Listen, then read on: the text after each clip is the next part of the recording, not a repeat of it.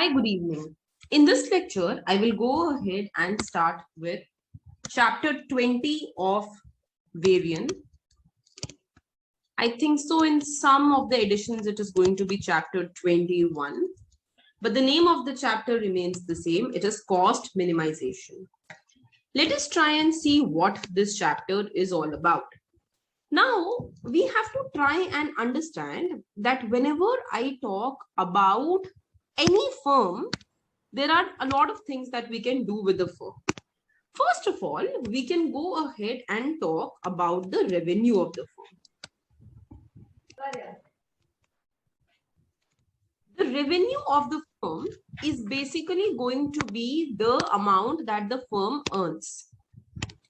Now, I mean, one thing is that the firm can try and maximize the revenue, but this is something which is the last thing that any firm would want to do. Okay, what a firm would really want to do is to go ahead and either maximize their profit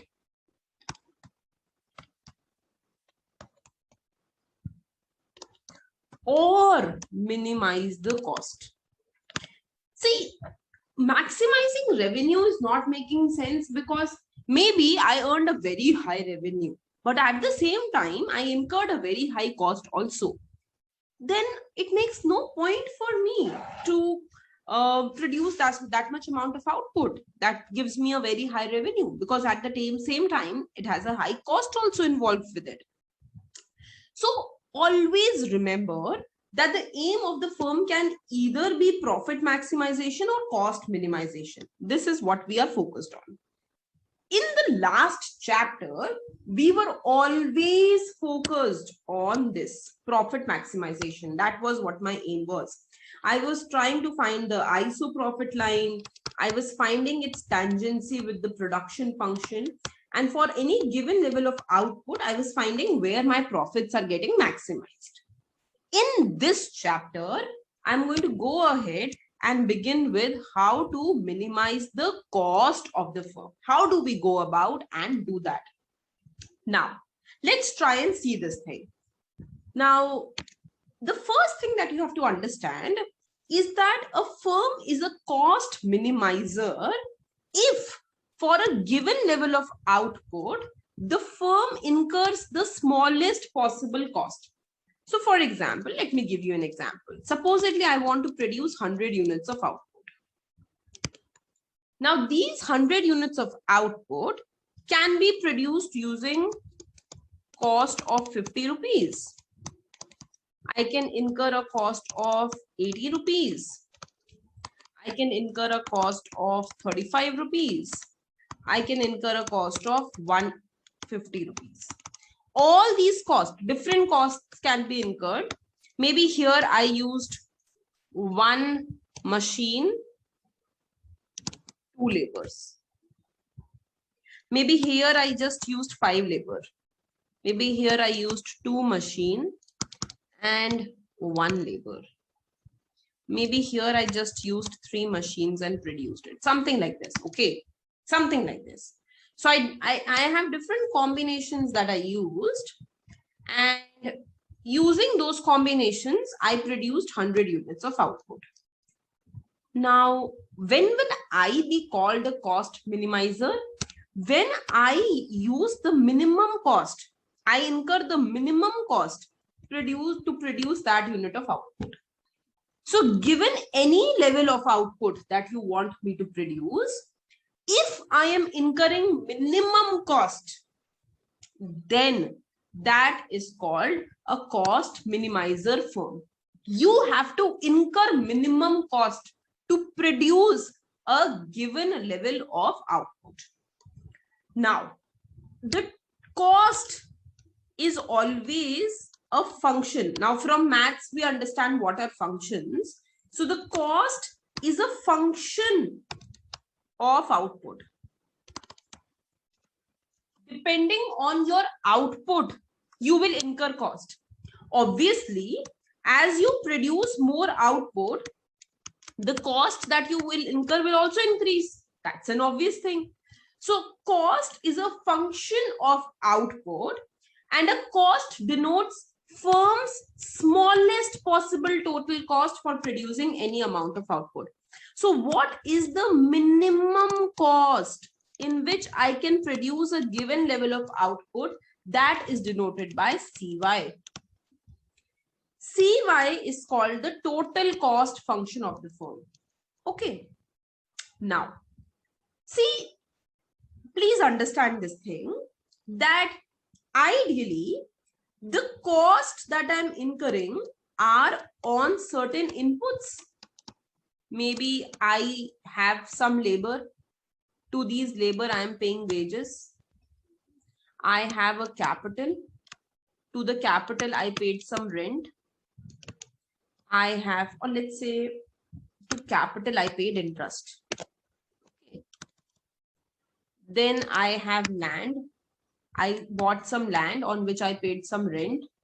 Let's say I am the owner and I have my own cost involved. So what I'm saying is that each input that I have, each of this input will have certain costs involved. So if I ask you, what is the total cost? You will tell me the cost of input 1 multiplied by the number of inputs that you're using of this one, which means, for example, here I'm paying 10 rupees as wage and I have 5 laborers. So I'm incurring 50 rupees on laborers plus the cost of input 2 into the amount of input 2. So maybe I'm paying an interest rate of 10% on the loan that I have taken from the bank, and I have taken 5 loans.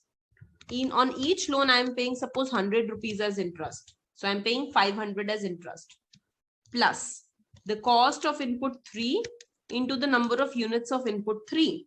So supposedly I have 1 acre of land, and on each acre of land, you have to pay a rent of 10,000 rupees. Suppose. So that's your cost plus the cost of input 4 into the units of input 4. That is how you will write your cost function, isn't it? So which means that the cost will depend on which are the amount of per unit cost of each input.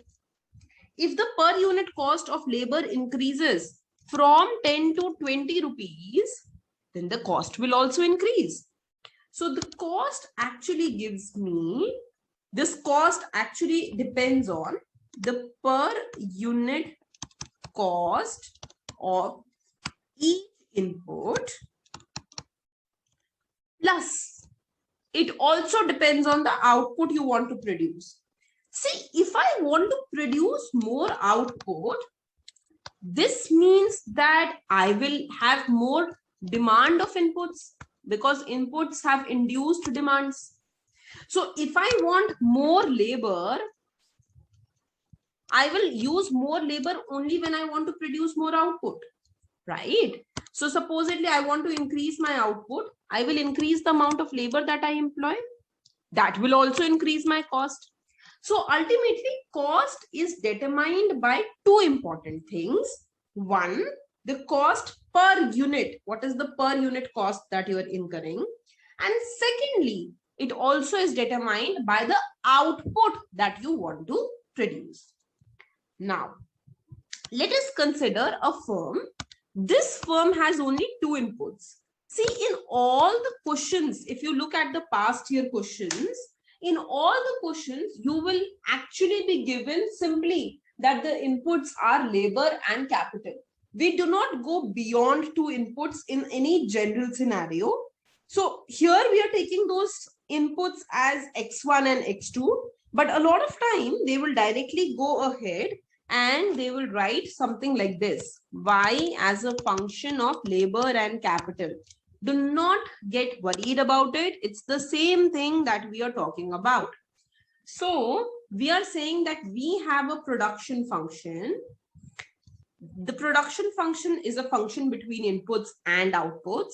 We are saying we are employing 2 inputs, input 1 in X1 units input 2 in x2 units and using them to produce the output. Now, let's go ahead and check this out. Take the output level y greater than equal to 0 as given. So we are given how much output we want to produce. That is given to us. Now, given that I want to produce a given level of output. So for example, here, I was given that I want to go ahead and produce 100 units of output. And I said, which is the minimum cost. So, I am already given that I want to produce a certain level of output, and that level of output is given to me by Y. So given the level of output and given the input prices, that each unit of input 1 costs me W1 and each unit of input 2 costs me W2, what is my aim? My aim is to first find the cost of the input. So cost is simple. This is per unit cost multiplied by the units of input 1 per unit cost multiplied by the units of input 2. So this becomes my total cost.